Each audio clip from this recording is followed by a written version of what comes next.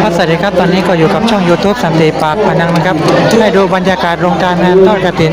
วัดแจ้งตำบลบ้านเพิงอำเภอปากพนังจังหวัดนครศรีธรรมราชนะครับนี่ครับอันนี้ก็แจกมาม่ากับไข่